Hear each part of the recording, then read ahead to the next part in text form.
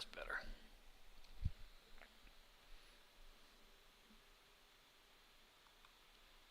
Very good, very good. If you guys get some audio coming through, let me know.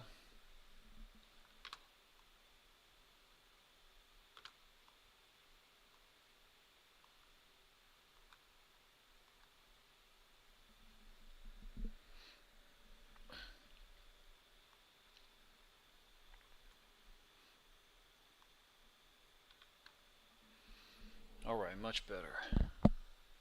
If you guys get some audio coming through, let me know. Tristan, how you doing, man? Let me know if you got some audio or if you need me to turn it up a little louder. I've got another laptop running here, so hopefully we won't get a crash. My live streams have been notoriously unreliable. So, Karuga, what's up, man? Let me know when you guys got audio, if at all.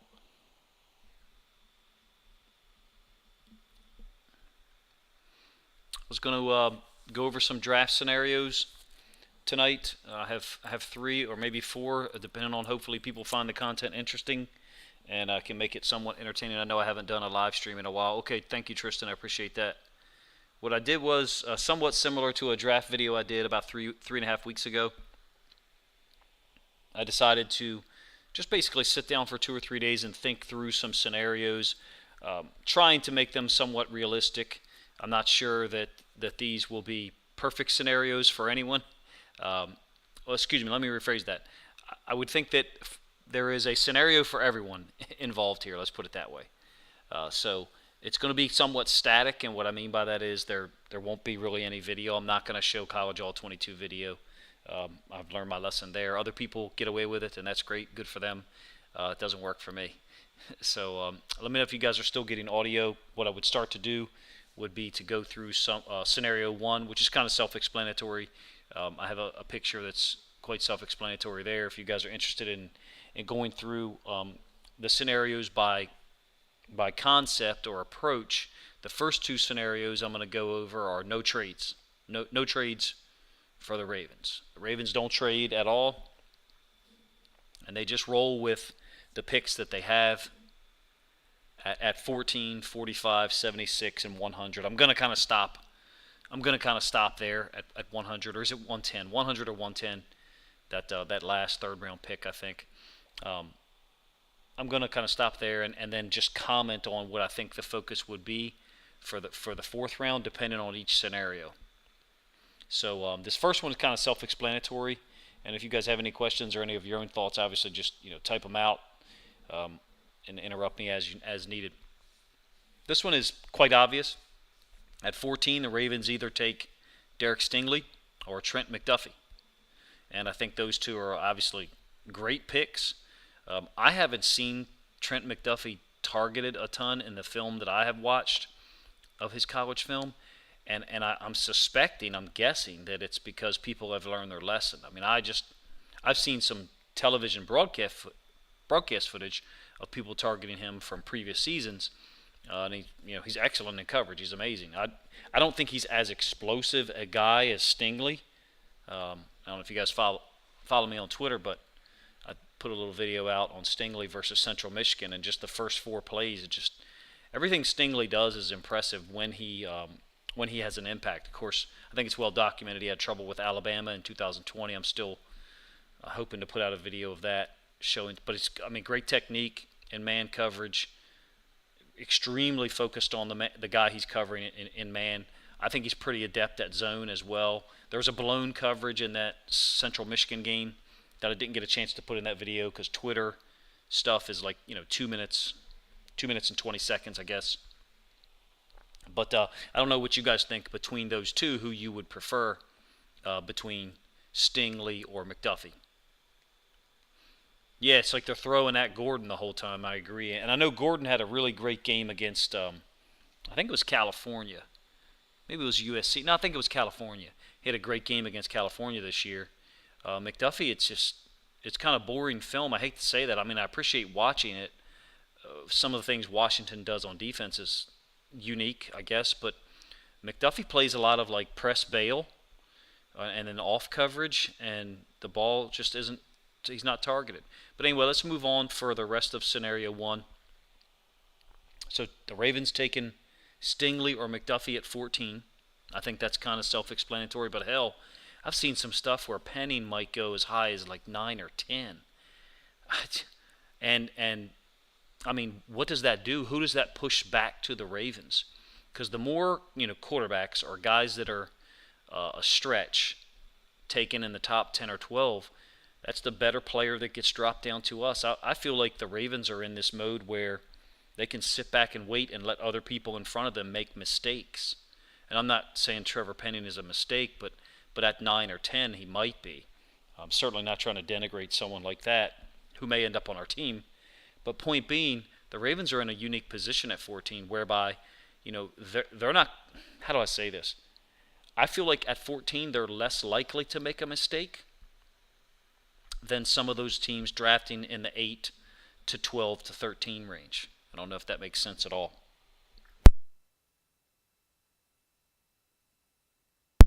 So then with pick 45 in the second round, I have the Ravens taking either Fallel, and I will mispronounce his name, forgive me, Fallel or Bernard Rahman. I'm probably mispronouncing his name as well.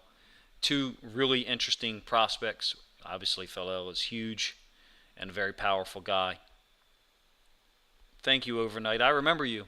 I think I remember you from a live stream earlier in the season when the Ravens played the Bengals. I appreciate that, man. You guys got an interesting draft situation, too. You don't have, as obviously you're not picking as early as the Ravens are this year. But anyway, with pick 45, I have the Ravens taking a tackle who, those two guys may not be there. Tell me what you guys think if you think those two players will be there. I think that it's quite likely that Raymond Rahman will be there. I'm not sure about Faleli or however you say his name, but in this scenario, what I have us taking is a tackle in the second round because we go DB in the first round. Of course, some people are not going to like that because we'd be pushing back the outside linebacker or edge, issue until later on, which I understand that's an issue as well. I'll kind of address that in a moment. Pictured in this scenario one is Josh Pascal, a guy that I've done some stuff about on Twitter. You got guys like Sam Falele. Okay, thank you, man. That's much easier. Pascal, Sam Williams, Nick Bonito from Oklahoma, multiple other guys in that, 70 to 100 range as an outside linebacker in the third round. Josh, what's up, man? Thank you. Appreciate you joining the stream. I feel like Pascal, Williams, Bonito, a person among that quality in the third round would be a good pick. Pascal is interesting, and hopefully I'm saying his name right. He played a lot in a 4-eye or head up on the tackle or even inside shade of the tackle. 4-eye is a unique it's a unique technique. It's not a 3 technique. It's not a 5. It's very – Georgia did that a lot with Trayvon Walker. He played in a lot of 4-eye, and that's one of the reasons why you don't see a ton of, quote, production out of some of those guys who play in a 4-eye because you're kind of in some ways you're kind of occupying a blocker. I mean, you still have an opportunity to make plays, but pass rushing from a 4-eye is nowhere near. It's a totally different world, pass rushing from a wide 5 or a wide 9. So if you're a coach or a player familiar with those terminologies, then I think you understand, and maybe you could add something to what I just said. But anyway, Pascal, I think, had a great season. I know he had a health concern early. I would say he's a guy that hopefully will be there at 76. I think I'm going to have a scenario kind of like that, Joshua, here in a little bit. I'm not as high on Rasheed Walker, but there's some other guys who really are. So I recognize that he's probably better than my own brain and eyes are saying. You know what I mean? And then fourth round, I have the Ravens going tight.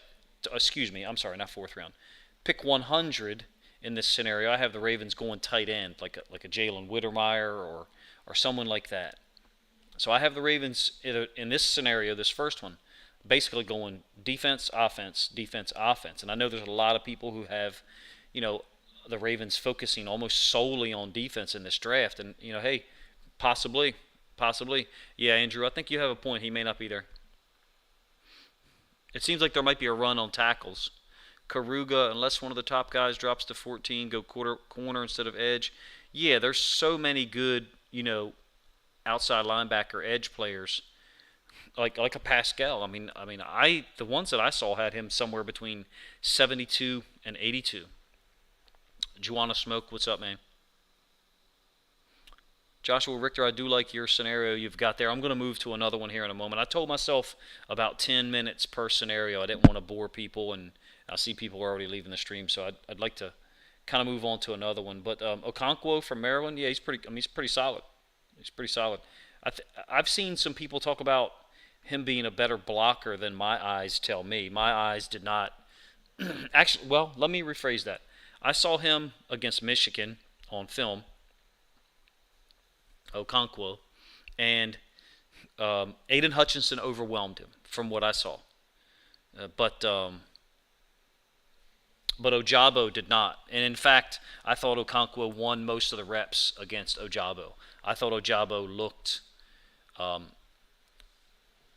underwhelming, let's put it that way, against Okonkwo. I did not see from him anything close to Aiden Hutchinson in the Maryland game. Of course, in other games, he had a huge impact, obviously.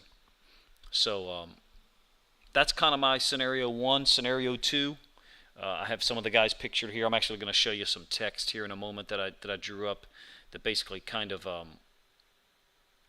maps it out.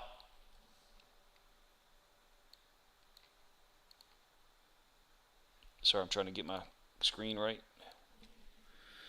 All right, so scenario two has the Ravens taking Charles Cross and at first at 14, which obviously changes the dynamic clearly, because now you've taken tackle at 14 in the first round. So now you've got to go corner in the second round, and I mean, but there'd be other people who would say you got to go outside linebacker in the second round too. So I understand either perspective. I've got the Ravens in this scenario two, going corner in round two. Gordon, McCreary, or Elam. Even though I understand some Ravens fans have a long memory and want to avoid Elam, for obvious reasons. I get it. He's related to him.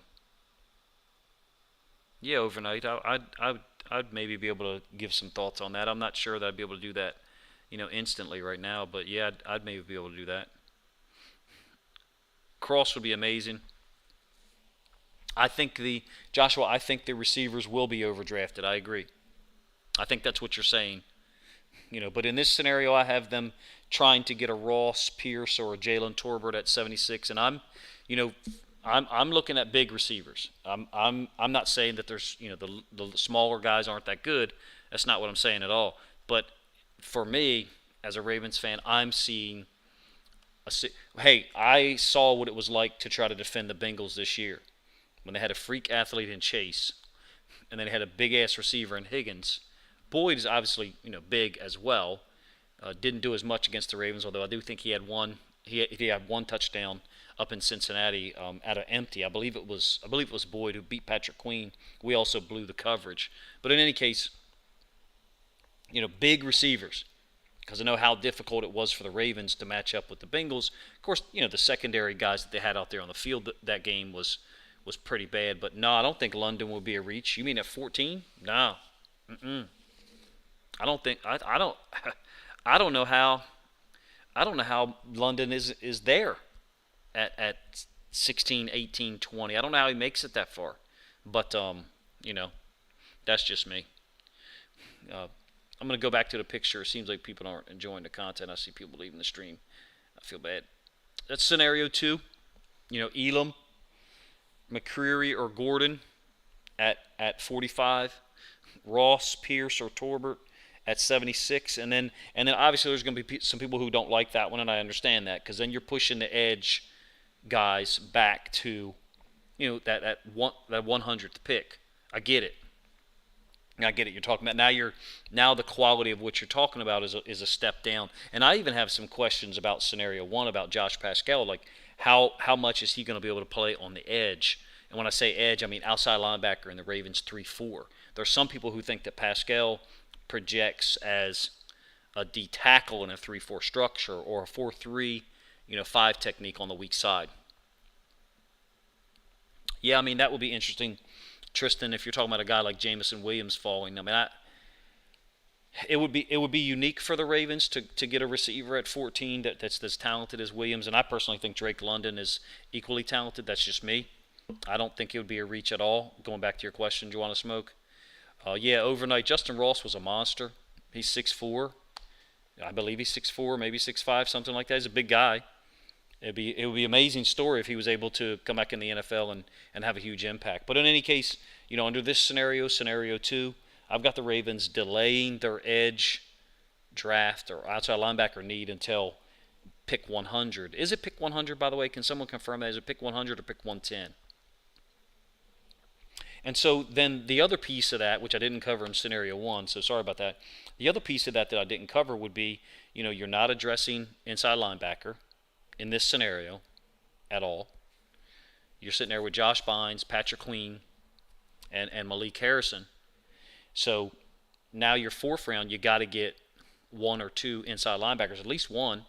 Bring them in. And then it is both? Okay. 100 and 110? That's right. Okay. All right. And then, maybe another corner, tight end type guy. So I've omitted that in scenario 1. I should have talked about, obviously, who you draft from, rounds 1 through the end of round 3 changes who you have to focus on in all those round 4 picks. A shit ton of round 4 picks. Yeah, but Joanna, but I'll be honest with you, I'm a huge fan of Bowser. He's a way better football player than he gets credit for. But I understand what you're saying. He's not a 12, 14 sacks, per season guy, so I understand that. Possibly Joshua. That was another name that I almost included on this. I'll go back to the text for a moment. That was another name I almost included right there. Josh was with these guys, I almost included Darian Beavers from Cincinnati. He's a little light. I think he's like 235, 240. I may have his weight wrong. But JB, what's up, man? Thank you for joining. Mark, what's up? So, Mark, you're talking about the first pick. Yeah, we've kind of moved on from there, but Mark and I have 4 scenarios to go over here, and hopefully I'm presenting the information well, but I'm not going to have Davis taken at either of these 4 scenarios, just so you understand that, Mark, but I'm going to be honest with you. I think Jordan Davis is probably top 5, top 7 talent in this draft. I do. I just think that the Ravens, that position for us is a solid position right now compared to other positions. So when I don't have him included in either of these 4 scenarios, that probably seems a little stupid, and that's solely because I'm focusing on some of those positions. But there could be another scenario here where I have Jordan Davis going at 14. Obviously, I think he's a hell of a football player. I've before my college all 22 videos got deleted or banned or whatever the hell happened to them. They're in the ether somewhere. I did a huge video on Jordan Davis, and it was fun as hell to watch. Amazing player. So anyway, this is scenario 2. I'm not going to, me personally, I'm not going to advocate for either of these 4. I'm trying to find ways that the Ravens can address the positions of need that they have, depending on who gets taken from 1 to 13. And scenario 4, I have the Ravens trading up further than you may think, to be honest with you. I have a pretty good friend who lives in Charlotte, and he's a sports talk radio guy, and that's all he says that they're talking about on all these stations is he works for a sports talk radio station, I should say, and that's all he says they're talking about is Carolina trading back to somewhere between 14 and 18. And he keep mentioning the Ravens. And I don't know anything about that. I haven't read any stories. But scenario 4 for this will be, that. JB, let me get back to what you said. Do you think if we could pick up Cross and Ronnie's health, Cross being able to kick inside the guard? I'm not sure, JB. I mean, it depends on the, you know, it depends on the guy, for real. And I can't, I don't feel comfortable just making a statement on whether a guy could fit in that guard. I do feel like Trevor Penning could. I feel like Cross, his pass pro is so freaking good, and he's so athletic. I feel like he's a tier above Trevor Penning. And so, and I'm not minimizing, a guard, and by any stretch of the imagination. Guards are badass dudes on a football team. In a lot of cases, they're the most badass dude. But I feel like Penning would be a guy who would be more suited to moving into guard from tackle rather than Cross. Am I saying that Cross wouldn't do a good job? No, that's not what I'm saying. What I'm saying is I wouldn't want his talent wasted there. But if you had those guys, Moses, Cross, and then Ronnie Stanley was healthy, then yeah, I understand the nature of your question. That is going to be one of the scenarios I have, which is Ronnie Stanley's healthy and the Ravens are going to go ahead and rely on him. Overnight, I see what you said, that Beavers is 243. I thought I saw somewhere he was like 235 or 238. But in any case, he's a little bit lighter than some of these other guys. Certainly lighter than Pascal, who's like 270 or 275. JL, you said Barno ran a 4.3. Holy shit. I didn't know that. Wow. I know he's at Virginia Tech and he's a freak. Because Jelani Woods is there and he's a freak too. So in this scenario, again, Ravens have to go inside linebacker in the 4th round. They got to get a young inside linebacker, right? They have to. So if it's not addressed in the first, 4 picks, then it's got to be addressed in all those 4th round picks. And some of these guys are going to be gone. Chad Muma is going to be gone. Chanel, is he going to be gone? I'm not sure. He's a little, he's more athletic than he gets credit for. But there's some moments where it looks like he's not as athletic enough to do the job right now. But I could be wrong. I could be way wrong on that. I haven't watched enough film of it.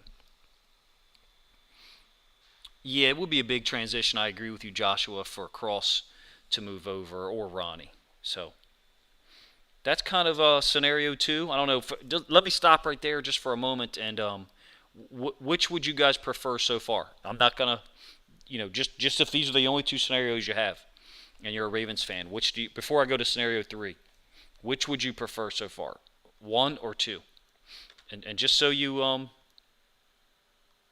there's 1, all right? Remember, Stingley or McDuffie. And then Falele or Raymond or Rahman at 45, and then an edge rusher like Pascal at 76, I think, 76. And then 2, the one we just got done talking about, was Charles Cross at 14, a DB, a corner like Elam, McCrary, or Gordon at 45, and then a receiver like a Ross or a Pierce or Jalen Torbert at 76. If that was your 2 choices, which one would you choose? Interesting.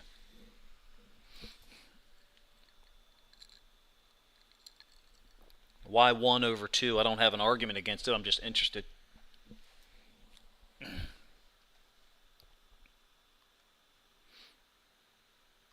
What's the draw for 1 over 2?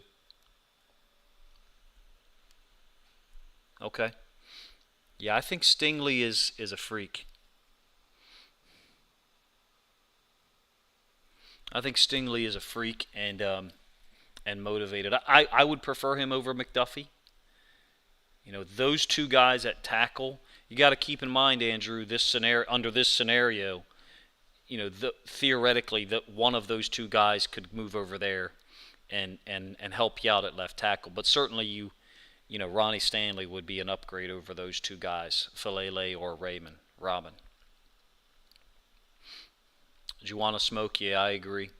I don't know if you guys checked it out. I'm going to move on to scenario 3. Sorry. I don't know if you guys checked it out, but I did a video on Stephen Gilmore 2 or 3 days ago, maybe 4 or 5 days ago. And, hey, I don't know how much it would take to get him. Apparently the Ravens have like $7.5 million or something left, or somewhere around there.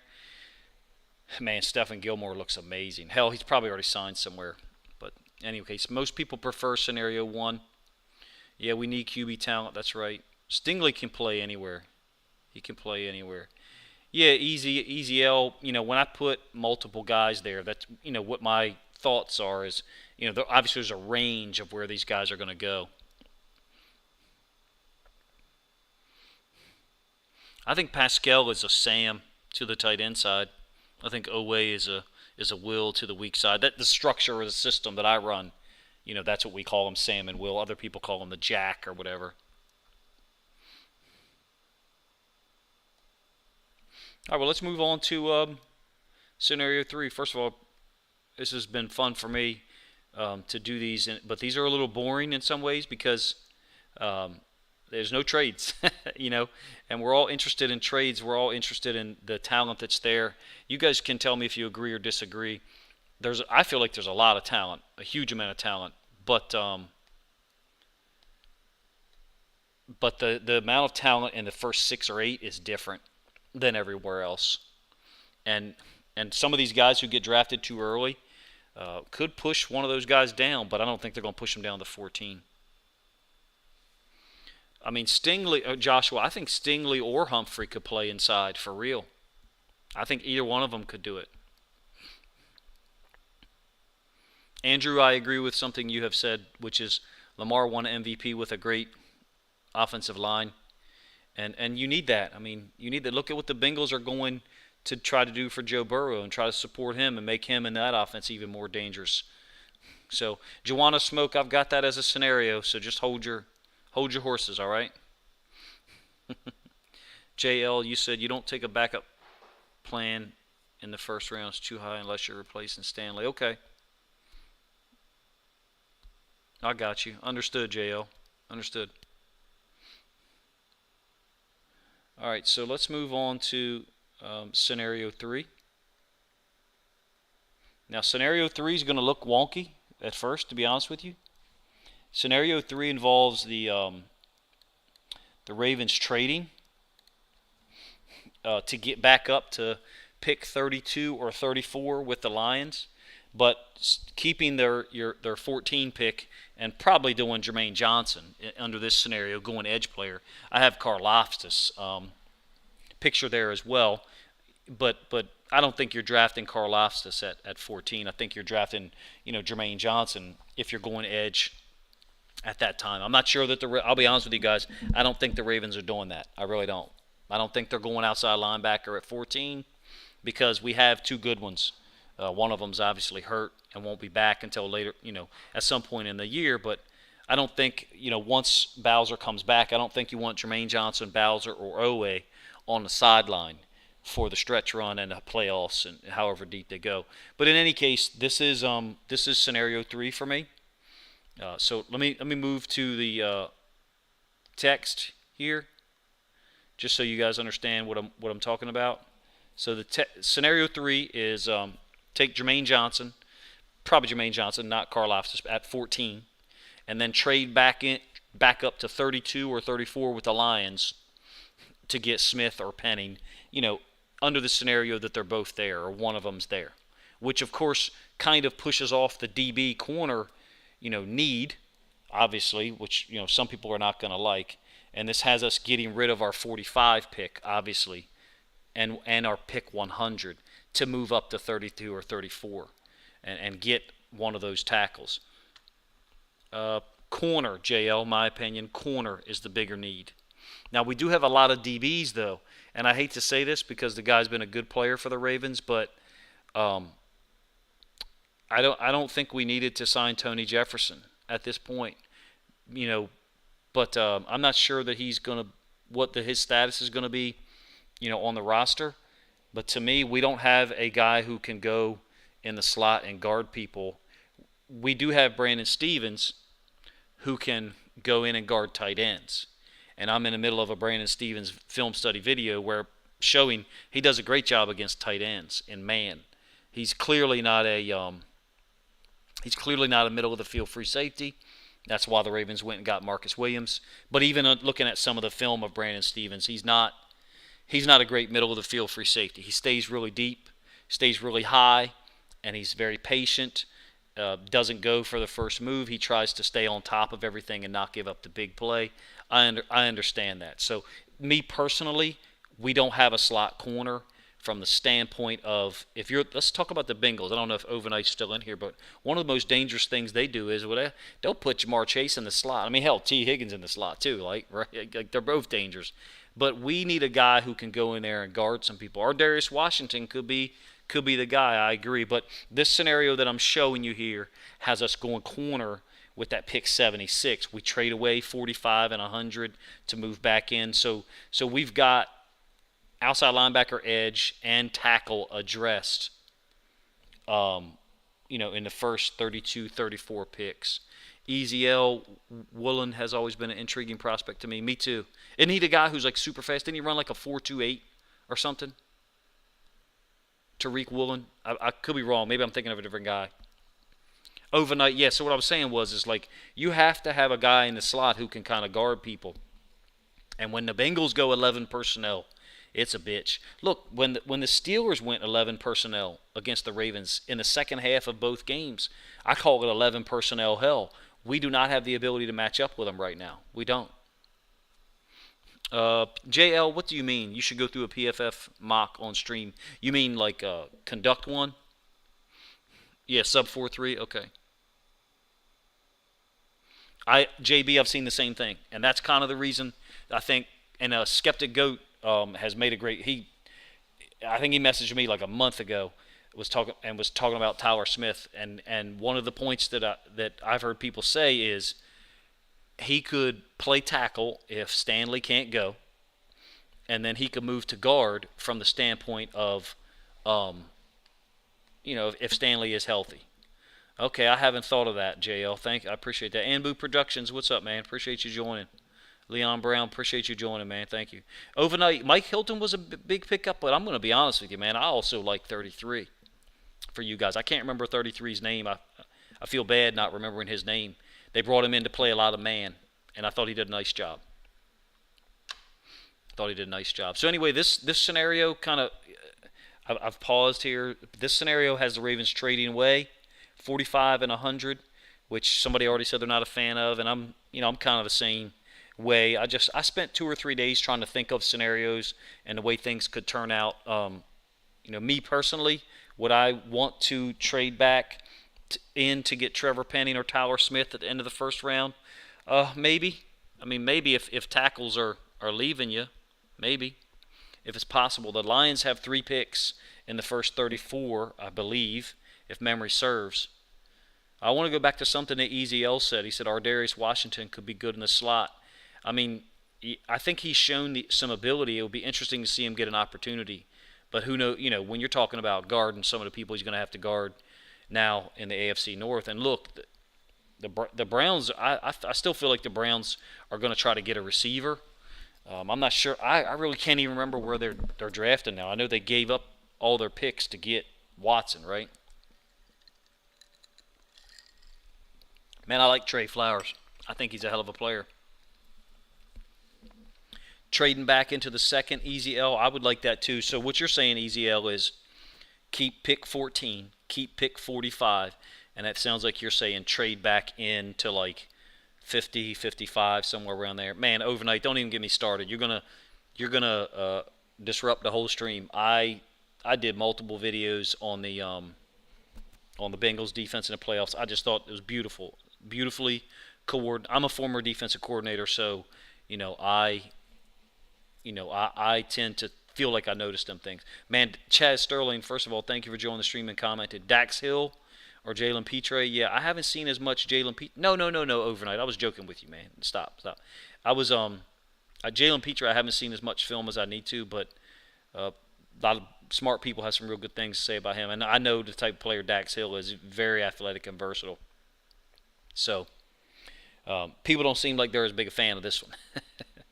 And then obviously now out of this, you've got to go into the fourth round, and you haven't picked a receiver, and I think it will be a good idea to draft a receiver. I like Pierce, like I showed you guys in scenario 2. I do like Justin Ross. I do have a little bit of concerns, but he clearly has a lot of talent. And apparently, I don't know if you guys knew this about Justin Ross, but apparently when he came back this year to play, he played through like a broken or maybe even a fractured bone in his foot. That's crazy. I mean, that wouldn't be a bad signing, Cole Beasley. The only thing is I would like to see the Ravens draft a receiver with size. Draft a receiver with size. Trade down in the first round to get another second-round pick, get Ojabo late. Jax, first of all, thank you for commenting. I'm not as huge a fan of Ojabo, but depending on where they draft him, he'd be a great pick. I agree with you. That's a good point. JL, thoughts on trading for DK? I've advocated for that. I feel like a big receiver that I'll throw this out there, and this is kind of giving away a video that I want to make, and maybe some other content creators will steal it. I think the Bengals and Browns defenses were built to address some of the problems that the Ravens offense presents you. I think they were specifically built to stop the Ravens. And I don't mean just Lamar. I mean the Ravens and what the Ravens are running. And I feel like getting a DK Metcalf would change that dynamic. Or a Drake London would change that dynamic completely. And I'm not saying, the Bengals and Browns don't have guys that can guard, DK. No, that's not what I mean. But what I mean is they know how to defend us. They do. They know how to defend us. Now, but they have not faced, obviously, Lamar, J.K., Gus, Bateman, Brown, Andrews, all there at the same time. You know what I mean? But my point with DK would be putting someone out there that is a definitive, to me, and I always make basketball references, DK Metcalf is a scorer. He's a guy that scores. And I'll just throw a name out there. He's a guy who can score like 25 a night like a Devin Booker. And Devin Booker's a balanced guy, but someone who can score. And you've got to deal with him defensively and allows the Ravens to hopefully use Lamar more in that facilitator mode like most other quarterbacks are used, So London over Pickens, absolutely king crazy. No, I agree. London's a freak. He's a freak. Jax, I think it would have to be a combination of picks in order to get DK. I don't think it could be just a third. We've gone overtime on this scenario 3, so I want to move on from this one. It sounds like nobody likes 3. Does anybody like 3? I get it that Tyler Smith, like the whole hands thing and technique thing, but Tyler Smith's a hell of an athlete, and I really liked. Skeptic got me to watch some film of him, and I didn't do any videos, but I really liked him. Agreed, easy L. There's no receiver in this draft that I take over DK Metcalf. No one. Not even close. Still one. Jack said I like 3. All right, well, I'm going to move on to scenario 4. It's going to be kind of crazy. Yeah, I get it, picking Jermaine Johnson at 14, and he's a great player. I do. I feel like there's more of a need at corner for this team, but I understand it. All right, so scenario 4 is going to sound a little crazy. I'm going to talk about it first, and I'll show the text. I don't think that the Ravens have this kind of guts, but I could be wrong. I could be way wrong. This one is the Ravens trading with the Panthers to move up to 6 and get Ahmad Gardner. Now, you don't do this, though, before the draft. You don't do this now. You don't do this. He said 4 is my favorite already. Man, Evan hasn't even heard me explain it. I think those 2 positions make the biggest impact year 1 out of the draft. King crazy, I agree with you. I'm presuming you mean corner and outside linebacker. So this one has us trading with the Panthers. So we're giving up 14, 76, and 2 4th-round picks to get 6 and a 5th-rounder in return. Obviously, you don't do this until pick 5 has already been taken. The 5 is the Giants, right? Aren't the Giants 5 and 7? Doesn't it go 4 is the Jets, 5 is the Giants, 6 is the Panthers, 7 is the Giants? Is that the order? I actually don't have it in front of me. I'm trying to remember it all.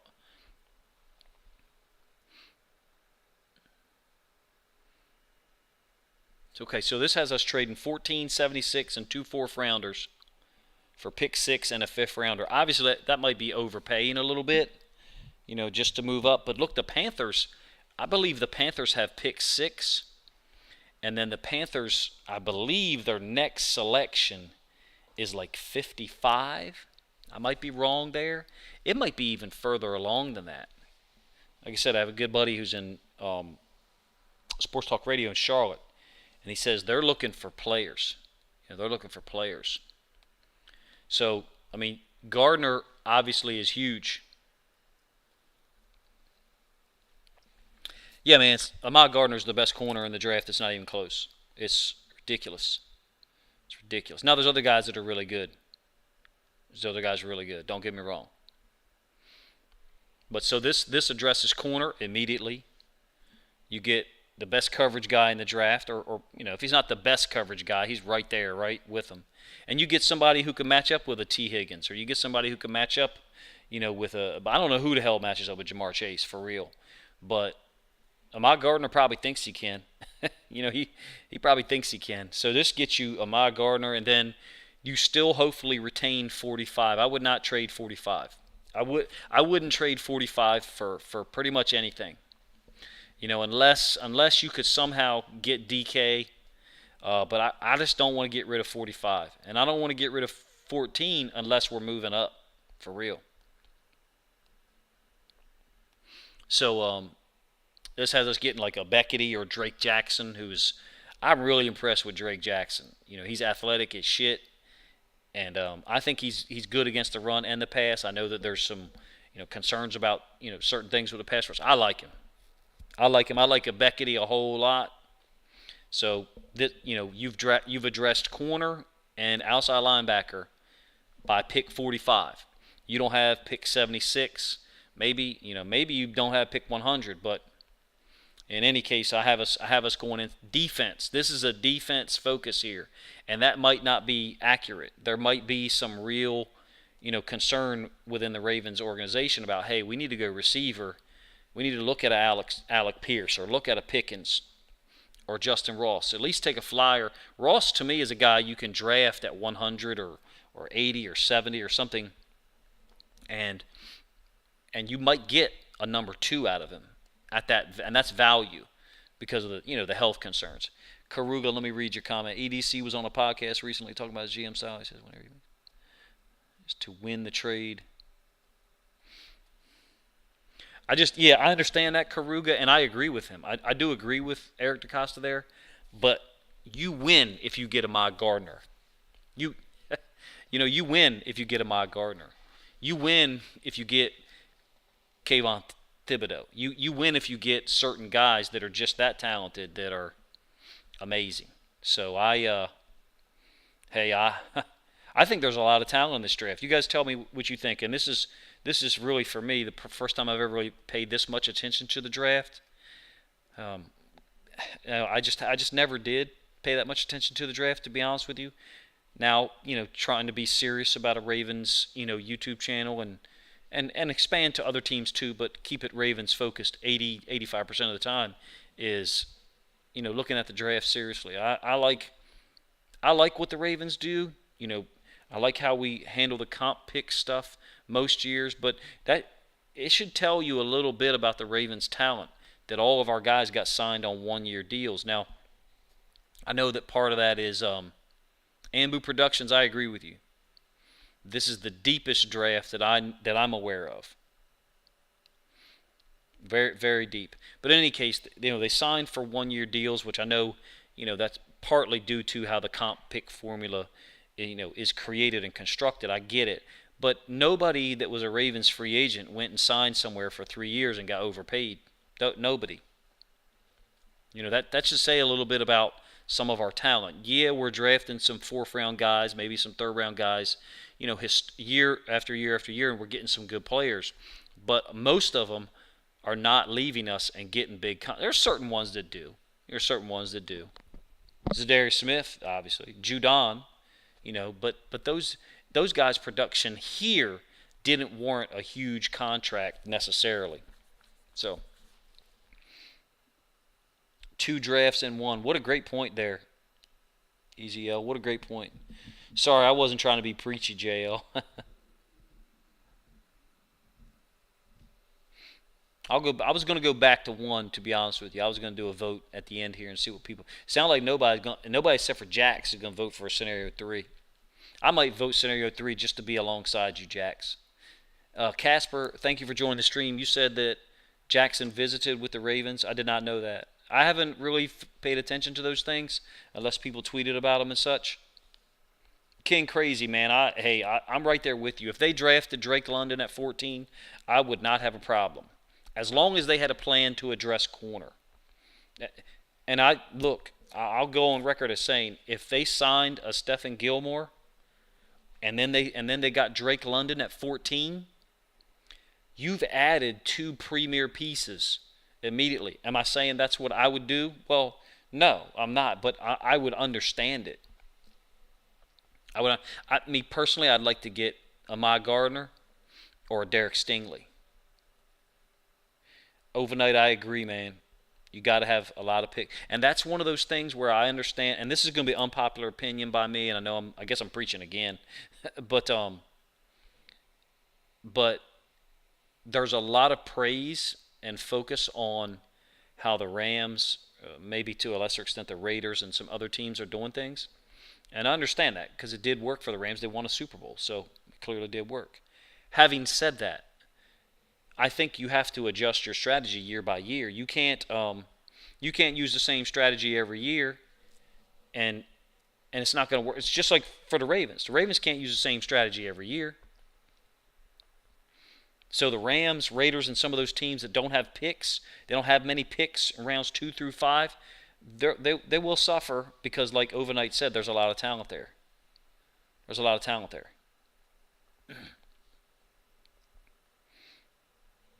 So, scenario 4 is one that, if it happened and we got Ahmad Gardner, man, that'd be amazing. Now, the one thing that I haven't mentioned here, and I feel like this is like real problem solving. Man, we should be talking. The Ravens should be talking about utilizing future assets. They should, because you get. This is an important year. Last year was an important year, right? But then the injuries happened, and it kind of made everything difficult to evaluate. How do you evaluate Rashad Bateman? Let me start there, and this is a setup question. I'm gonna be honest with you. How do you evaluate Rashad Bateman after 2021? I want you to answer. I want you to type an answer. Maybe 2 sentences. How do you evaluate Rashad Bateman? Can you accurately evaluate Rashad Bateman after 2021? King crazy, a lot of nickel corner talent in the second round. That's a great point. So you would be partial to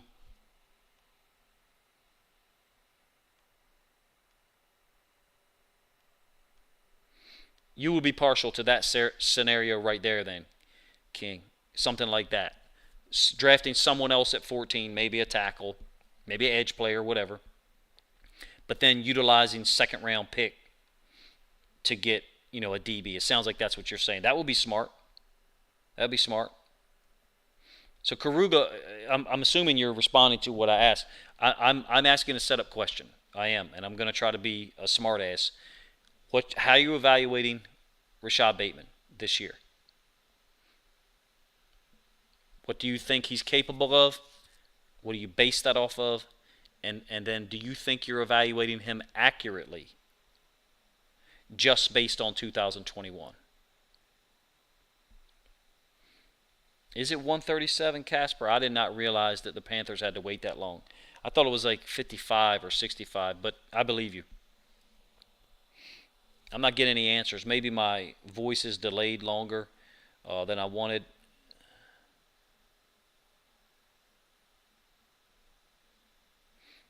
All right, so I got 2 answers. Awesome.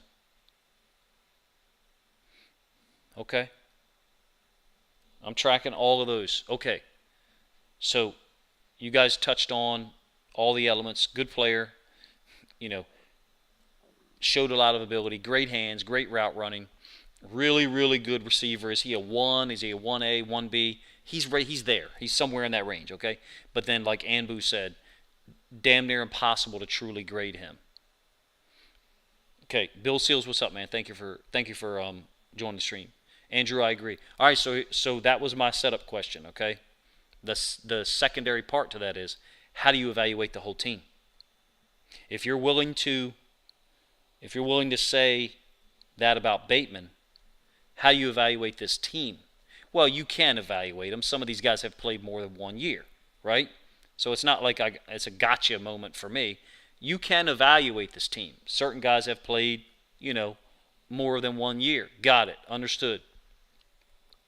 But we don't have Bateman, Andrews, Brown, J.K., Gus, and Lamar all healthy at the same time. If it's a basketball team, that's a badass group of 7 guys, right? That's a really badass group of 7 guys. Now all you need on a good basketball team is a couple of grinders, guys willing to set picks, play defense, and rebound, and you got something really good. I am offering to you this year, 2022, I don't like the phrase all in, because all in seems to coincide or be synonymous with the Rams strategy, the Raiders strategy. All in can look different. What I would say to you is this: if we could get rid of, and I'm gonna lose you on this, if we could get rid of a second round pick from next year or even a first round pick from next year, I would do it to go. This draft is so deep. You could use future assets to go ahead and get a much better player right now. Some of these teams that don't have many picks from the 2nd to the 5th round, we should look at them, let me watch how I say this. We should look at them as easy money. We could go to them and offer something for next year. I think we should look at offering future assets to go get another starter player. And I don't mean top 15 guy. I mean in the top 45. I mean in the 30 to 45 range. That's what I'm saying. Look at using future assets to grab another good player in this draft, which is really deep. Whoever the hell said it, man, what a great point. This is 2 drafts in 1. Ramal, what's up, man? Thank you for joining. I think I said it earlier, but I was rambling about a point. That's my point. There's no reason why they shouldn't think not just outside the box, but above the box at the same time. I'm talking about 3 or 4 dimensional thinking. Don't just think outside of the box in a linear standpoint. There's a lot of, Joanna Smoke, we were on the same page. You just said basically what I'm thinking. There's a lot of late first round, early second round value here that's probably going to stretch to that 45 to 50, 55 range, depending on if there's a run on edge players, if there's a run on receivers. You might get a Chad Muma. I haven't watched enough film, but I'm just going to use him as an example. A Chad Muma, is not a first-round guy. He's probably not a second-round guy, probably late second round, early third, somewhere around there. Chad Muma might be available in that glut of fourth-round picks just because there's a run on, let's say, receivers, edge players. And I don't care what they say. There's going to be a run on quarterbacks at some point. There's going to be 2 or 3 quarterbacks. My point is we should be able to look outside the box and try to go get as many good players as possible that can impact the team this year. Don't be drafting for 3 years from now, with those top 7,600 picks. Anyway, I rambled more than I wanted to about that, but tackle's got to be addressed. All right, so let's go back. I'll show them briefly, and then recap them if you guys wish. Vote for which one, where you are now, and I'll try to keep track. I guess I should do it on screen. That way it's on the stream and it's saved per se. But vote for which scenario you want. This one's got us taking Stingley or McDuffie first. One of them tackles in the second, and then Pascal or an edge rusher in the third. This one's got us taking Charles Cross in the first. Second round, one of those good DBs, maybe not as good as Stingley or Ahmad Gardner, obviously. Elam, McCreary, or Gordon. And then third round, receiver like a Ross, a Pierce, something like that. Scenario 3, the one that nobody liked, I think, trading back in to get a Penning or a Tyler Smith.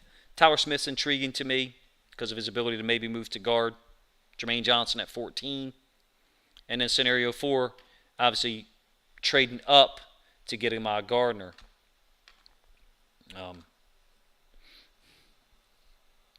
Anyway.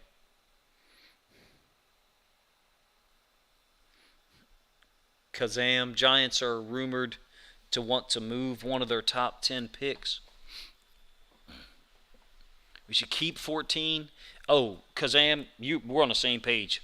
Keep 14 and trade away one of those picks from in the future or something like that. Wonderful. If it can work, do it.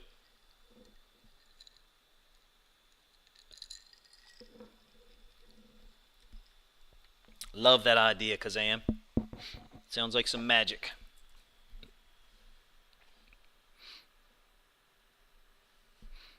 Yep, ensure left tackle. I'm with you, Andrew. I got you. 2 or 4, so nobody got 3. Oh, Jack's changed his mind. Going to get some really good players, and I love the idea of finding a way to get back into the second round using this year's assets. But my point is, if we have to use next year's assets, so be it. So be it. Future assets are not assets. I'm just going to say it. They're not. They're not assets every year. Let me rephrase that. They are assets most years, but not every year. We have a need right now for tackles, an outside linebacker, a corner. I offer to you. Well, we re-signed Patrick Ricard. I didn't put anything about Jeremy Ruckert in here. I've said too much shit about Jeremy Ruckert. You like one, Andrew? Yeah, Stingley and Rahman or Raymond. I mean, JL, Stephon Gilmore. Stephon Gilmore, dude. Taquan, I'm going to get to that. First of all, thank you for asking that. Appreciate you joining the stream. I know you said something earlier in the chat, but I don't think I greeted you. So thank you for asking that. I will address that, Taquan. If I haven't done that in the next 5-7 minutes, can you remind me? JL, Stephon Gilmore. Man, Bill Seals is not in here. Maybe you joined late. Bill's. I'm certainly. I know you know this because you've, listened to me on some streams before or videos before. I personally think Jordan Davis is one of the 5 or 7 best players in this draft. In terms of what he does well, he can reach peaks that nobody else can at the skill set that he has. He's an absolutely dominant 3-technique, shade nose, or 0-technique nose tackle. Completely dominant. Some guys can play their gap. Some guys can 2-gap. And so I will say something that is probably a little bit of hyperbole. I think Jordan Davis, as a run defender, is damn near a 2.5-gap guy. And I've only heard that out of one player that I was ever able to be around. And not a pro player at all, but it was a high school situation. And I certainly don't mean that he can play 2.5 gaps and dominate 2.5 gaps. He can dominate his gap that he's assigned to. Absolutely dominate his gap. The second gap that he can impact it and make it very difficult to run in that gap. He can condense the inside gap. If he's lined up in a 3, he can dominate the B gap and he can condense the A gap that's inside of him. The other A gap, further away from him, I think he can impact that half as much as the A gap to his side. I'm not explaining it well, but as a run defender, I think Jordan Davis is completely unmatched.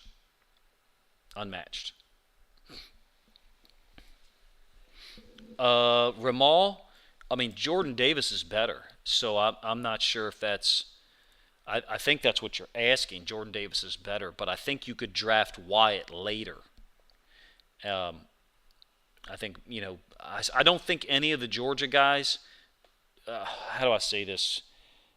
I don't think any of the Georgia front 7 guys does what they do if it wasn't for Jordan Davis, Devonta Wyatt, and 88, the other D tackle. All of those guys are good players. They're all great athletes, don't get me wrong. They're all smart as hell. They play within the team structure. They made adjustments. Just a great defense. I think Georgia had a historically great defense for college football. In my opinion, Jordan Davis and the other two D tackles were the foundational element. And I know their coverages were really good. Jalen Carter, 88. Thank you. Yeah, Jordan Davis is a monster. He's Thanos. He's Thanos. For real. Jax, I think Trayvon Walker's a really good player. I do. I think he's a really great football player. I do not think he's a number one pick.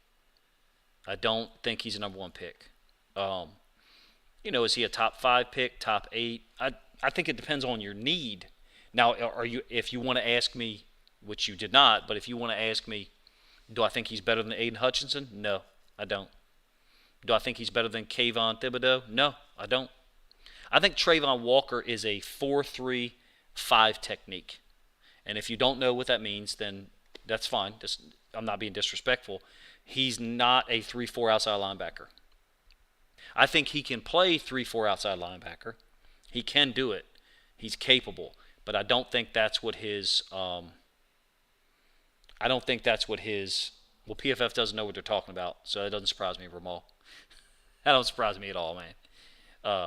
I think Trayvon Walker is a 4-3-5 technique on the weak side, or a 9 technique on the strong side. I don't think he's fit to be a 3-4 outside linebacker, but I think he'll play there if he needs to.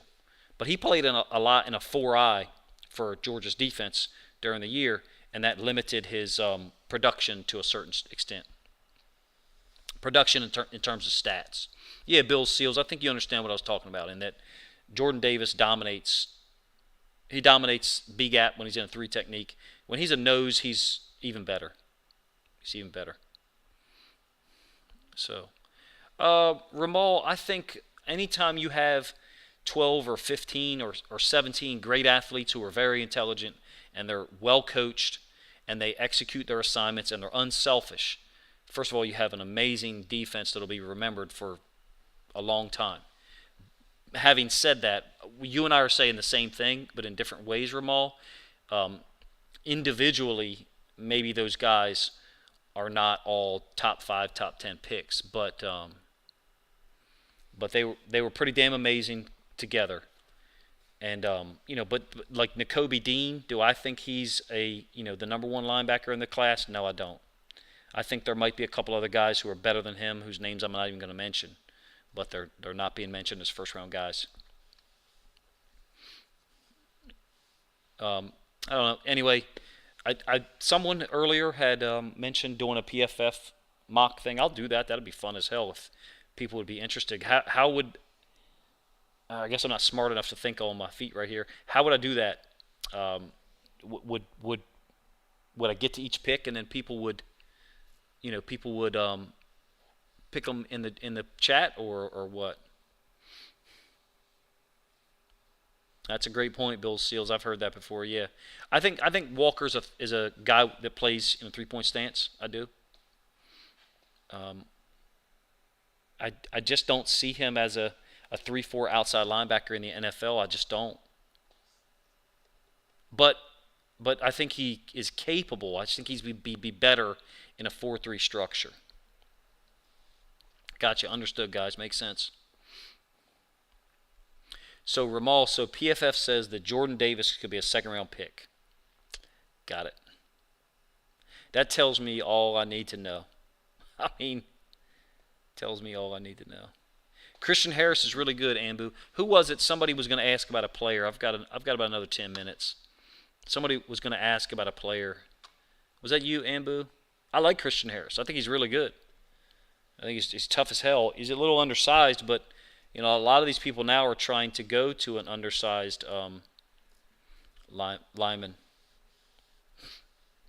I think Linderbaum's a really good player. I think he's meaner than hell from what I think I see. He's really good. There's some people who talk about he's a zone scheme guy and he can't. That's stupid. It's stupid. He can block. Okay, so he's a zone scheme guy. So he's typically stepping to the play side. So then on a gap scheme where you're pulling the backside guard, he's going to be stepping away from the play. Okay, fine. You're telling me Tyler Linderbaum can't step away from the freaking play and block a backside shade or a backside 2-eye, whatever. Like I like Tyler Lindenbaum. I don't want to see you guys get him overnight for real. But I I don't get it when people say, "Oh, he played in a zone scheme." Well, you guys run a lot of zone. You guys don't run a lot of gap schemes. You do run some. So like gap schemes like power and counter and stuff like that. I think he'd be a great fit for the Bengals. I do. You guys' offensive line has been transformed, done a great job. I do have some concerns about La'el Collins, and just the coach in me senses, that he's had issues with character. Let me rephrase that. He's had some behavioral issues with different things, and the coach in me worries that that's just gonna keep going. That's gonna be who he is. King Crazy said, I don't care who we get, just impact players, and I want them now. Right? The draft takes forever to get to. Easy L, yeah, totally agree. Davis pushes the pocket enough. I don't understand this focus that if he doesn't have 8 or 10 sacks, he's not effective against the pass. That's a ridiculous assertion.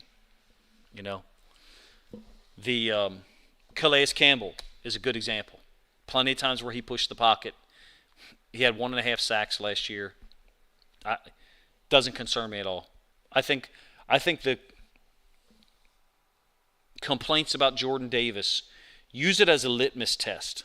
If a person's talking and they're telling you that Jordan Davis doesn't look, now I'm not saying he's going to be, but if they're telling you he doesn't look like a freaking dominant player, that person doesn't know what they're talking about. They don't. You can't watch the film of him against the SEC and say he doesn't look dominant. He is. Having said that, me personally, I don't want to draft him at 14. I don't. I think that the Ravens have got to look at the Bengals the same way the Bengals and Browns looked at the Ravens after 2019, which is we've got to figure out a way to guard these guys, and we've got to figure out a way to deal with that quarterback. And in my opinion, the Ravens have got to find a way to try to guard. They've either got to try to figure out how to guard Jamar Chase, which might be impossible, or they've got to try to figure out a way to find somebody who's can guard T. Higgins so then they can double Jamar Chase. But the Bengals are smart. The AFC North is going to be a beast next year. Yeah, I don't want the Steelers to get Jordan Davis. I want the Chargers to get Jordan Davis.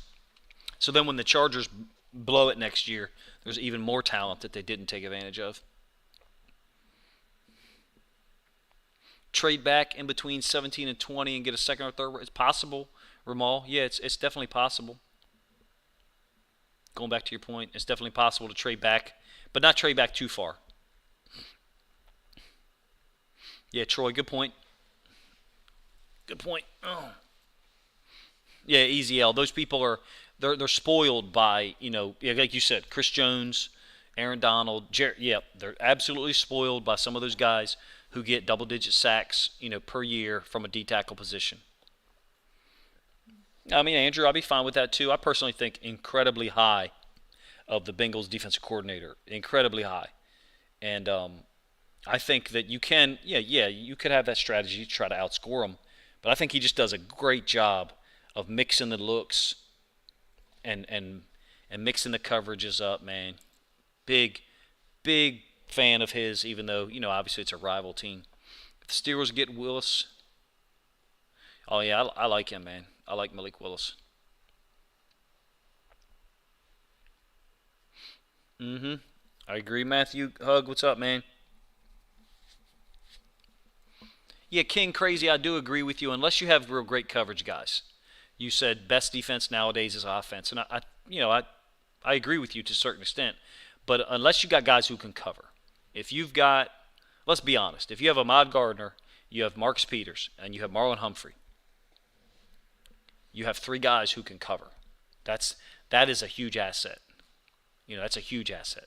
And I'm a defensive guy, so for me to not include Jordan Davis at 14 here, I'm saying to you, I don't think Jordan Davis should be there at 14. I don't. I think he doesn't get past the Minnesota Vikings. I don't see how the hell he does. So, yeah, I don't. Easy L. You're going to hear a an antiquated thought from me. I think that defense and not turning the football over wins championships. I do. I'll never change that thought. What will change is the NFL rules, and the NFL will artificially create a game that is not real football. Not right now, but it will happen eventually. Mark said Davis might have a better motor playing lighter. Georgia was fine keeping him. Yeah, great point. Yep, because of the other talent they had. Yep. But he was, in my opinion, and someone said it in my Discord, I think it was Frank. He said Davis was the engine of that defense, and I agree. Overnight, I think it depends on the matchup. I think it depends on who is put in there, for real. So hopefully that answers your question. Yeah, easy L. Look, defense shines the most in the playoffs. I said I was going to leave by this point, but I absolutely agree. The Bengals are a perfect example. They gave up, I believe, 18 points in the second half of the AFC playoffs. That number might be wrong. It might be 21 points, somewhere around there. So what I mean is the wild card game against the Raiders, their win against the Titans, and then when they beat the Chiefs in the AFC title game. In the second half of those three games, I think their defense gave up 18 points. Someone could go look at me, look that up for me, and let me know. Boss Laron, great point. How do you not try to get Ahmad Gardner and Derek Stingley? Yep. Agreed. Overnight, absolutely. Bengals defense got them to the Super Bowl. Totally agree, man. Do you want to smoke? I appreciate that, man. Mark, no. Me personally, I'm not drafting D tackle at 14. I'm not. Because there's so many needs with this football team, Mark, that for me, I think you can get a guy in the second, third round who can do, I shouldn't say third round. You can get a guy in the second round who could do 80% of what those guys can do. The guys who you can get at 14, if Derek Stingley's there, my God, if Ahmad Gardner will not be there, period, point blank. But like Drake London, some of these other guys that we talked, Charles Cross, you cannot draft guys in the second round who can do what they're going to be able to do. Yeah, I agree, EZL. Davis looks better, healthier. Oh, King, yeah, King, no doubt. That goes without saying. I mean, I don't even listen to people who say, other things about Lamar. Like, yeah, the way that the Ravens team is structured, we're not going anywhere without Lamar Jackson. Having said that, we should be trying to move toward him just being a facilitator.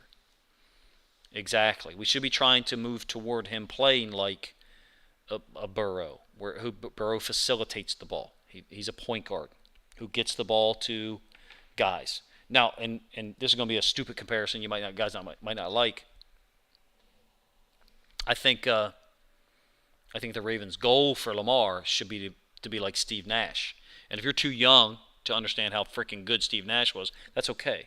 But Steve Nash was one of those guys that would facilitate the ball all season long. But in the playoffs, there would be moments or times where they needed him to score 40, and he would do it. Or the other team would say, okay, we're going to take away these weapons, and we're going to make Steve Nash beat us, and he scored 48. I think he scored 48 against the Spurs one night in the playoffs. The Spurs. And the Spurs won a title that year, if memory serves. So my point is, Lamar should be a facilitator for most of the game, and then a guy who makes plays when we need him to. So Dominic, first of all, thank you for joining. We had 4 scenarios. Dominic, scenario 1 is we get Stingley or McDuffie at 14. At 45, we get Falele or Raymond or Rahman, however you say his name, at tackle. And then in the third round, we get an edge rusher, like a Pascal or something like that. That was scenario 1. Scenario 2 was we get Charles Cross at 14, some corner or DB. At 45, which like Elam, McCrary, or Gordon from Washington, the other corner they have, who's really good.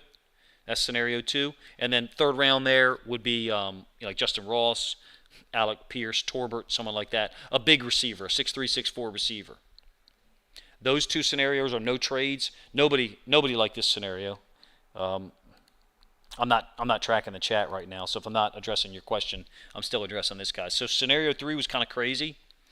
You just got here, Dominic. So scenario 3 is the Ravens draft Jermaine Johnson at 14, or maybe Karlaftis, but I don't think anybody's taking Karlaftis at 14, but I might be wrong. And then the Ravens trade back up, they trade back into 32 or 34 with the Lions. I feel like the Lions are a good target, and we use either 32 or 34 to get Trevor Penning or Tyler Smith. Probably Tyler Smith, I would say, because either one of them could have the ability to maybe move over to guard if they're better than Ben Cleveland or Tyree Phillips.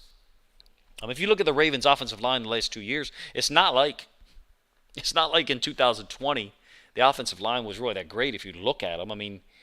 It wasn't. I didn't think so. So, and then part of this scenario 3, Dominic, is we trade away 45.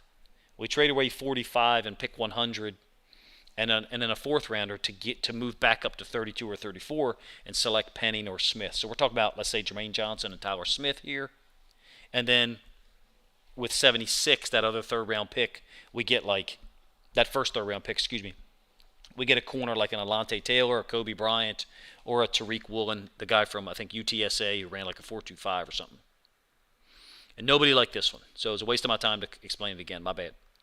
Scenario 4 is the one that certain people liked. Has the Ravens actually trading up, and we basically give up our 14, 76, a couple of 4th round picks, maybe even a future asset next year, to move up to 6 and take Ahmad Gardner. So we compare Ahmad Gardner with Marcus Peters and Marlon Humphrey for at least 1 year, and then with pick 45, that 2nd rounder, we take like an Arnold Ebiketie or a Drake Jackson, some edge player. The other part of this that I didn't mention is we're not taking a tackle in this scenario. In the first 3 rounds, we're not, because we think Ronnie Stanley's healthy. So we think we got what we need at Ronnie Stanley at left tackle, Makari at center, and then Moses at right tackle. I feel like we're a little thin there, but that's the 4 scenarios. So I've been off screen for a moment, not tracking the chat. So there you go, Dominic.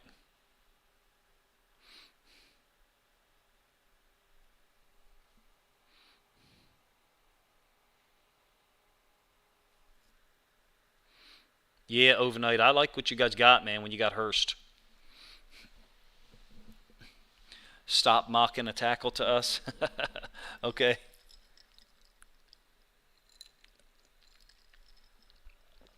I'm not sure that Ahmad makes it to 14, Boucher. I'm just going to call you Caldwell. I don't think he makes it to 14. I think he's just too good. Yeah, that's possible. If Charles Cross is at 14, it's possible they draft him, though. That's why that was mocked there. So you can be a smartass if you want, but that's why that was there. Charles Cross is not a guy that would typically make it to 14. Yeah, if Stanley's not 100%, that would really hurt. That's why the James signing is so smart. Getting him last year, and then having him in reserve. Hopefully he's healthy. That'd be wonderful. If we had James, Stanley, and Moses, awesome. Makari's not a tackle. Makari's playing center. I don't know if anybody told you. Hurst is going to help the Bengals offense. I believe he's very athletic.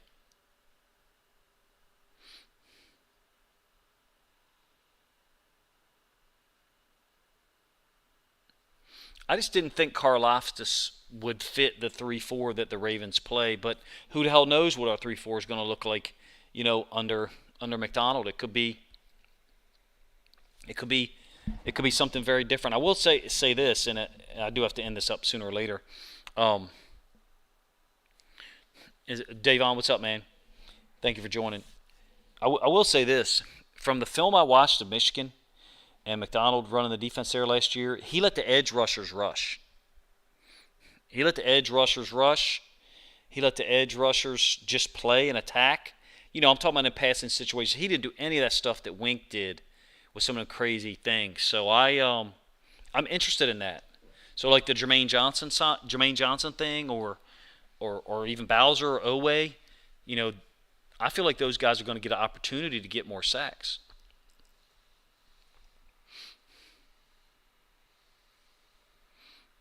Overnight, I don't think I'll go live during the draft. For the people in my Patreon, I think we were going to do my Discord. I have a Discord for the people in my Patreon, and so there's a voice channel in there. So I think some of us were planning on meeting in there. So like watching the drive and watching the draft, and then meeting in the Discord to talk about it live. But I wasn't going to live stream during the draft. Maybe afterwards, after the draft, which is probably what you were asking overnight. So I guess actually the answer is yes, but not during the draft. It will be afterwards. Yeah, I never liked all those crazy stunts that we did. I thought the return on it was too. I thought the return on it was too low.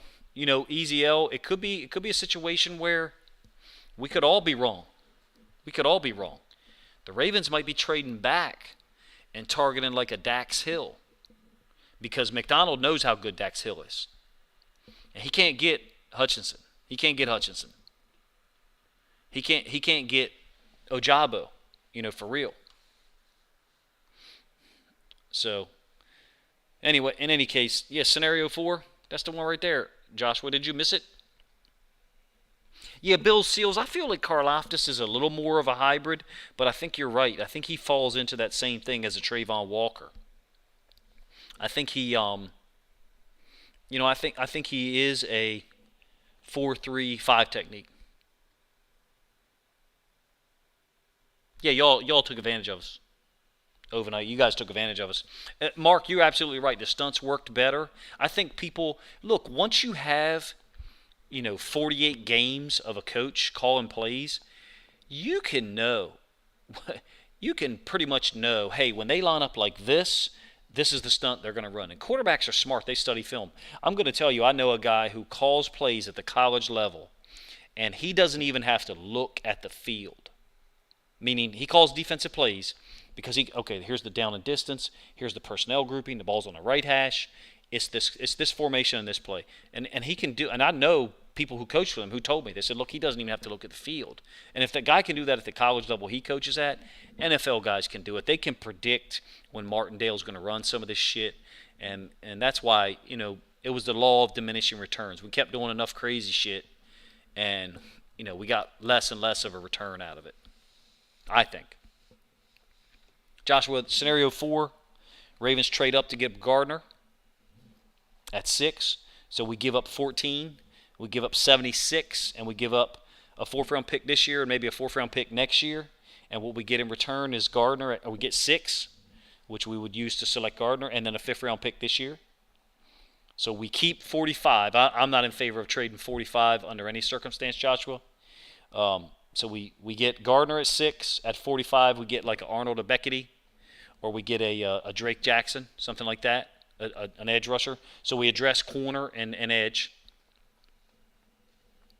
And then inside linebacker in the pick 100, because we've traded away, like I said, we traded away 76, 14, and 2 4th-round picks. And again, scenario 4 is reliant on us believing that Ronnie Stanley's healthy. Troy, I mean, you have a good point there. If he's not asked to drop at all, yeah. Yep. I mean, Trayvon Walker's a hell of a football player. So is Karlaftis. Those guys can freaking play football. But we're talking about how can they be best utilized. And I think both of you touch on the point that neither one of them is going to do well in coverage. We're very blessed with the Ravens. Tyus Bowser can freaking cover. He can cover, Think about that last possession for the Browns at home, that Browns game that we won like 16-10. He made 2 great plays in coverage on that last series there. I believe we stopped him on a 4th down, but on the 3rd down, if memory serves, maybe it was a 2nd down, Bowser batted down a pass, I think. And then on the fourth down, he tackled the tight end in man coverage. So, like, he's a unicorn. Mark, that's a great point. It's possible that they're prepping to trade back. That's possible. Possible. I just don't know how that. Joshua, where does that? How do you know that? I'm not saying you're wrong. I'm just saying, me personally, I don't. I don't know how to predict that. I mean, I guess it's just athleticism and power and strength. I guess explosiveness. So I guess I understand what you're saying. I'm not sure how.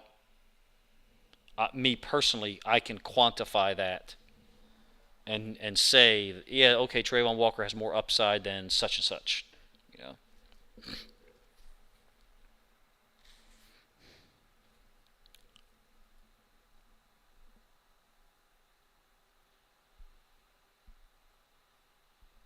Yeah, Mark. Yeah, Bowser's better than people give him credit for. In my opinion, yes, exactly. Easy L. He's a Pro Bowl caliber player. In my opinion, he was one of the top 10 or 12 outside linebackers in the NFL last year, probably closer to between 8 to 10, because of how he's able to impact the game in three ways: rushing the passer, guarding people. I mean, Ty Spelzer actually guarded tight ends man to man last year. And then he also can zone drop really well. Yeah, I disagree with you, Ramal. Ty Bowser's elite because he can do three things at a high level. Neither of those three things is elite in and of itself. You know what I mean? So I understand what you're saying. But he's able to do three things at a really high level.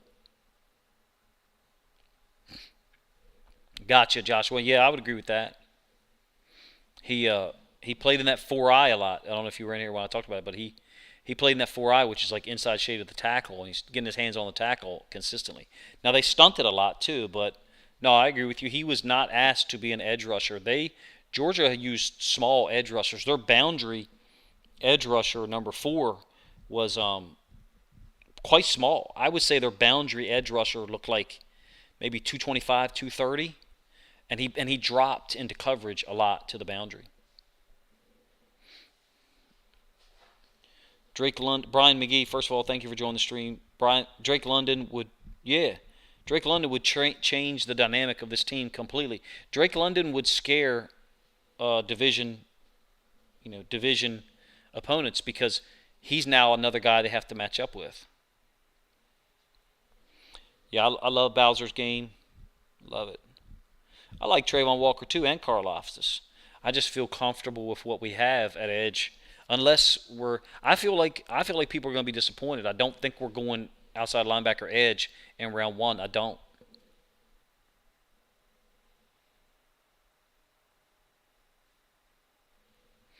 Man, Ramal, man, you really gotta look at some more of the things he does well. It's very rare to have a guy who can do the things that he does. You know, he had a 3-sack game against the Bears, right? One of them sacks got called back.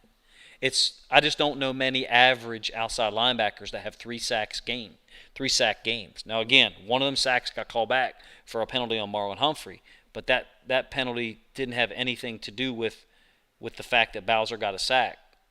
I mean, how is a person average as an outside linebacker in the NFL if they are able to generate 3 sacks in one game? I've just never seen someone who's average do that. You know what I mean?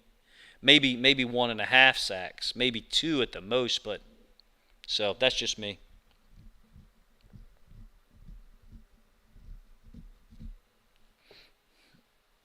Yeah, Bowser was a project coming out of the draft. You right? Absolutely right. I'm gonna think about doing that PFF or PFN draft. Which one's better, PFF or PFN? For the mock drafts. I would do one, and I guess do one in here maybe, but I don't think I would do. Man, I'm not gonna do all rounds. Maybe 3 rounds. What if we did one? What should I do? 3 rounds? PFF. Okay. Yeah, Drake London would be. He would be something that would totally change the dynamic of our offense. Oh, I agree. That would be the reason to take Jermaine Johnson. I get it. But also, too, Bowser's going to come back. Okay, got you, Ramal. Wow. Okay. Joshua, thank you. All right. Well, maybe I don't know how that would work, but maybe I'll do a practice run tomorrow during the day, and then I'll do one tomorrow night. That sounds fun. Appreciate you guys making that suggestion. It was fun, man. I haven't done a lot. My computer, my PC was unreliable, so I was streaming through a PC that would continue to drop. I felt embarrassed that I had 2 live streams get dropped on consecutive nights. Understood that, Mark. Yeah, that's a good point. I was just thinking that we could draft a second-round guy, use them. That was this scenario here. Scenario 4 was draft a second-round guy, and use them in that rotation when we do get Bowser back. But until such time, we could use them, or I don't even mind if they re-sign, McPhee or Houston on a real low contract and let them play some. But I don't want them guys. If we did sign a veteran, and I said this last year, people didn't like it. I like Justin Houston, good player, very good player, great player, 100 sacks in the NFL. But we didn't need him. We had Bowser and we had Owe, but that's kind of hindsight to me too, is that we didn't know that Bowser was that freaking good, until week 6 or 7. So maybe that's me, you being a Monday morning quarterback. So I guess looking back, we didn't need Houston. We could have given those reps to Owe. I don't think the Ravens are going to do that this year. I don't think they're going to go edge in round 1. It might be round 2, or it might be 76. Justin Cuozo, I'm in the middle of a film study on Brandon Stevens. That'll be out in the next, probably by Sunday. That'll be out.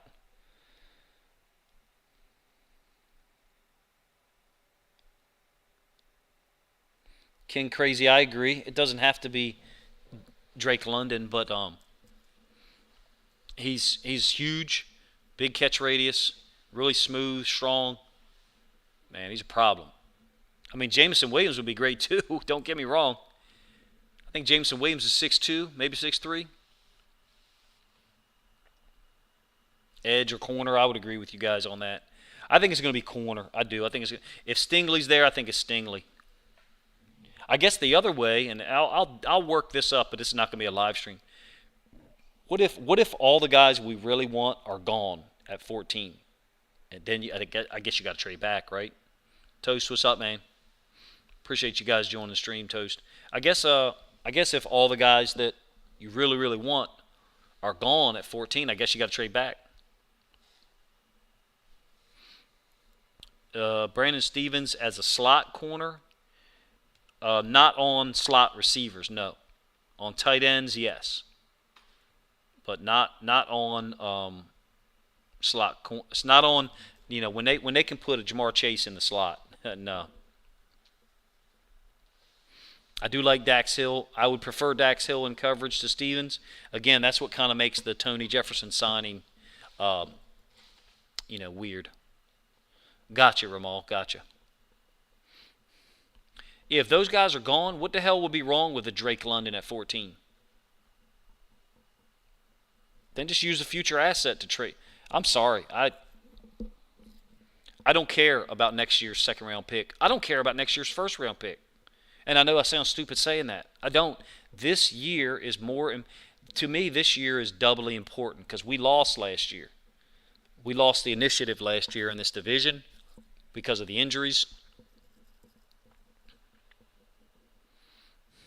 So I think I would take Drake London and use future assets to develop whatever you could for the second round.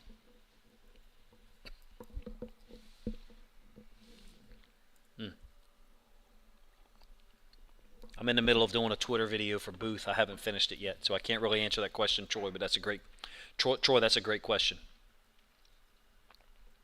Yeah, I don't care about next year's first round pick. I don't.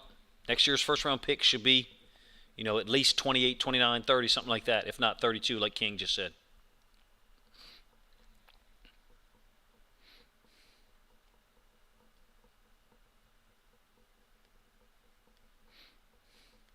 Good point, Mark. Good point. Got to let OA play. Mark Van Sant, appreciate you commenting. Bowser just keeps getting better and better. I agree. Totally agree. He's a baller. Bowser's a Raven. Just all there is to it. He's a Raven. Yeah, I'd be okay if we traded back and got a Booth or a Dax Hill. I would. Dax Hill's so versatile. He can play safety. He can play everywhere. It's nothing wrong with having a ton of good DBs, right?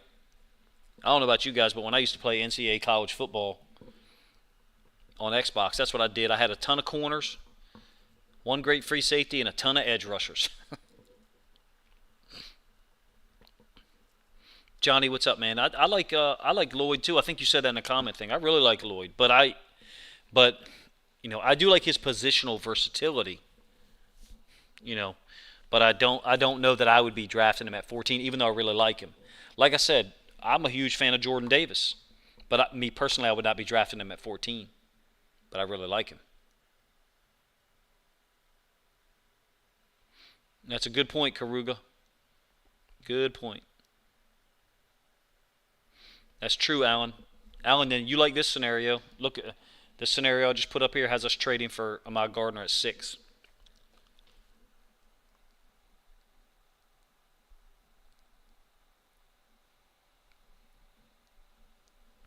Yeah, King, I tend to agree with you unless that corner is Ahmad Gardner or Derek Stingley. Oh, he's a great player, Alan. I mean, what I think of him. I think Davis is top 5, top 7 talent in this draft. For real, I do. Joanna Smoke, it would depend on what someone was offering. I'm not trading back with the Chiefs. Period. I don't. No. I'm not giving Andy Reid and them Drake London. Nope. But I would trade back with someone in the NFC. So. Yeah, Stingley probably won't be there. Gardner definitely won't be there. If Ahmad Gardner's there at 14, then I'm a moron. I have no idea what I'm watching if he's there at 14. Mark, that's exactly what Georgia did. Davis created situations whereby Georgia could play heavy on coverage because Davis and Wyatt and Carter were just dominant D tackles. They were amazing. And they had Trayvon Walker there. I mean, it's just unbelievable group. I wish I had more time to watch Georgia defense from last year. Just a really special defense. Tells you a lot about Alabama, too. Alabama was able to beat them once, right?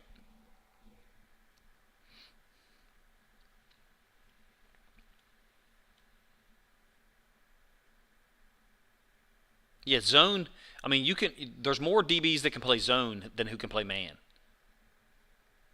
So we had a high a high standard, a high threshold for our DBs for 2 or 3 years.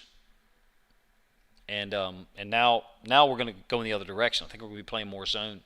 McDonald likes cover 2, but he doesn't like Tampa 2. He likes 4 under 2 deep cover 2. And you can only play that against certain formations in terms of 2x1 or stuff like that. Trade back and then trade up. That's interesting.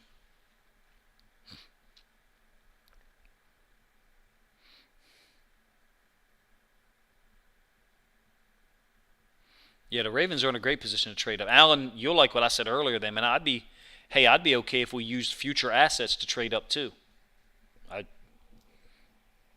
A future ass this year is more important than a typical year.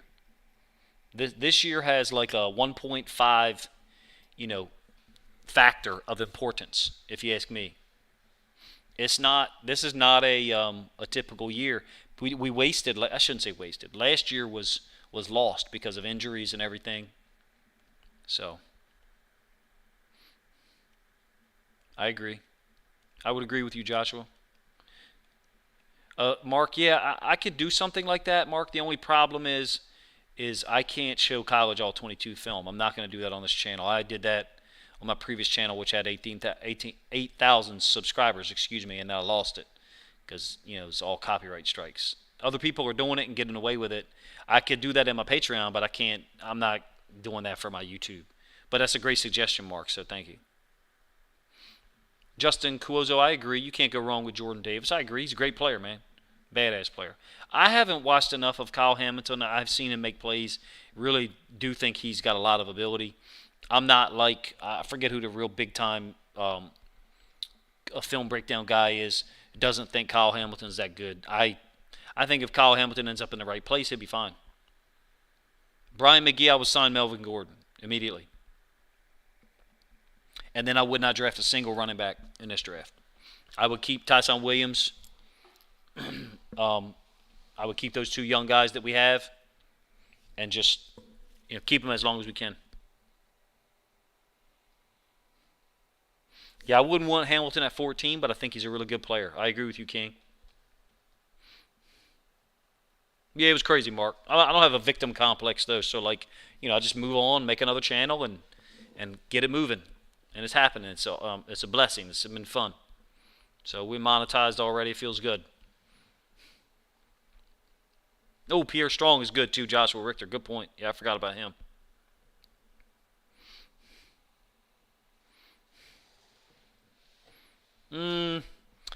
Going receiver if they trade. I mean, it's possible. Dawson, if the Ravens were able to, I agree, Joshua, but I just don't think that. I don't think we need a Hamilton. I don't think Hamilton fits what we need. I think we need a slot corner or a third corner. I think that's what we need. 11. I think we need another corner for 11 personnel teams, and I don't think Hamilton helps us get there. Because if we have Clark on the field, which we're going to, and we have Hamilton on the field, I'm not sure that coverage-wise that puts us in a good position. Unless we're playing a shit ton of zone. So maybe that's the plan. How do I think Ojabo will fall because of the injury? I never thought that Ojabo was one of the top 4 or 5, 3 or 4, maybe even 5 outside linebackers in the draft anyway. I thought he makes a lot of plays, don't get me wrong, but I've seen him get his ass kicked by the H-back tight end for Maryland. And then Hutchinson ate that dude alive.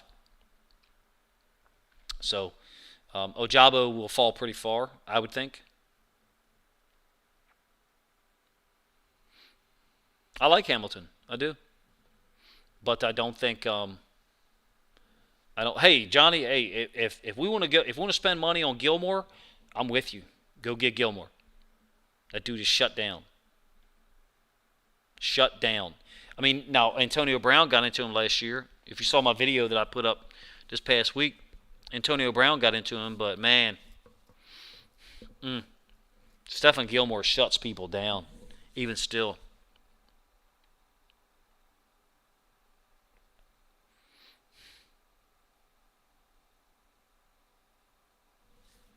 I would love to see Stephen Gilmore here. And then Johnny, I'd still advocate for drafting a corner like in the 3rd or 4th round, a young corner. If somebody's there, a good player's there. That guy, I like that guy from UTSA. I do. I mean, for real. Look, how do the Ravens win this division? We have to beat the Cincinnati Bengals once, at least. I know there's other factors there. We got an easy schedule. I understand it. How do you beat the Bengals? Right now, the cheapest option would be sign Stephon Gilmore. Find out if he can guard Jamar Chase. Who would you rather guard Jamar Chase with? Marlon Humphrey, Marcus Peters, or Stephon Gilmore? I've seen the film, so I know the answer. I've seen the film. J.C. Jackson's got great ball skills. He's not, but the difference between those two is that Gilmore has incredible tight coverage. Not that J.C. Jackson doesn't have really great coverage too, but he's not on Gilmore's level. He's got great, incredible ball skills, and he's really great in zone too. I don't think Gilmore's as great in zone. Yeah, easy L. I like what you're saying. Get Gilmore and draft Woolen or McCollum. People don't throw at Gilmore. Now, Tom Brady did. Tom Brady did. He threw at him with Antonio Brown. I would put Gilmore on Chase, yes. Yep. Yeah, I know. It's not going to happen. It's not going to happen with Gilmore.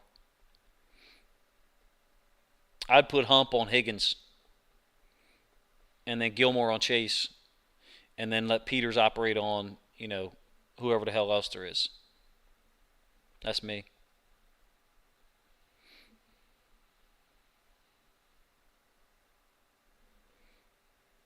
He's difficult to jam. I like what Gilmore does to people. Gilmore gives them different looks. He doesn't just get in your face and use the same technique every play.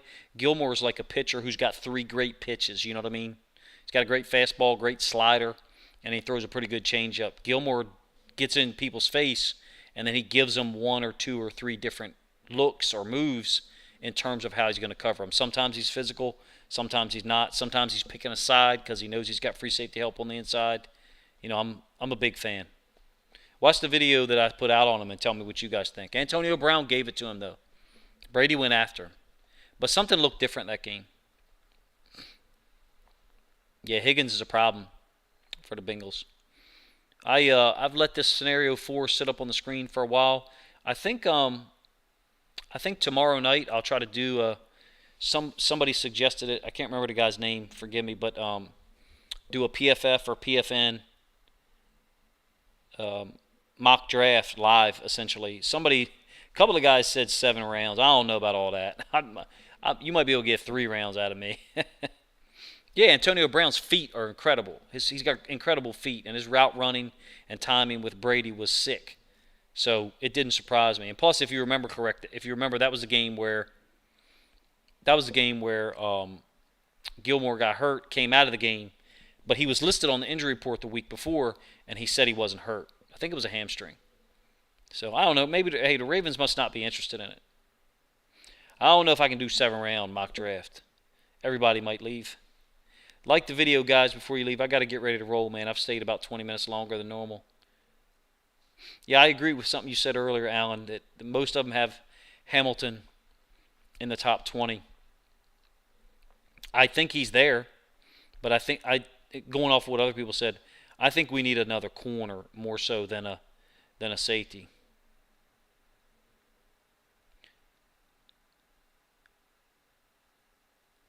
Yeah, that's my thing, Ramal, is like the money we were going to give Bobby Wagner, I feel like would be better spent on a corner. A corner with elite coverage skills is just rare. Just rare. Yeah, man, appreciate you guys. That's what I was thinking, Alan.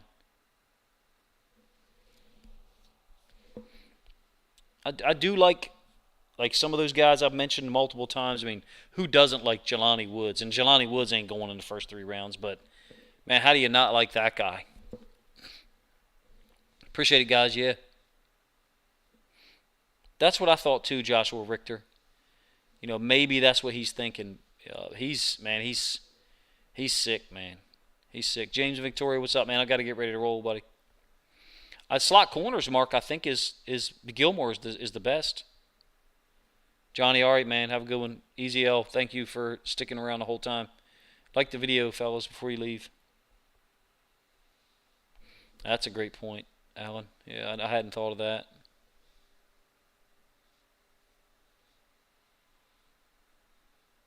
Yeah, Pascal is badass. I like Pascal. Incredible motor. Incredible motor. There's no front in Josh Pascal. He is. We just signed a linebacker. Why am I getting a notification that Josh Bynes signed with the Ravens?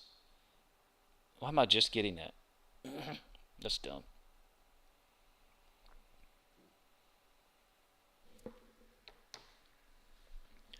All right, fellas. Yeah, I got to roll. Appreciate you guys checking out the video, man. Like it. Consider sharing it if you would. We'll do one tomorrow night. We'll do a draft thing. Thank you, Alan. Yeah, appreciate it. Yeah, I'm just now getting notifications on Twitter that we signed Josh Bynes. Why? That happened days ago. Oh, man, Mark Gilmore plays everywhere. Gilmore plays everywhere. He is something else, man.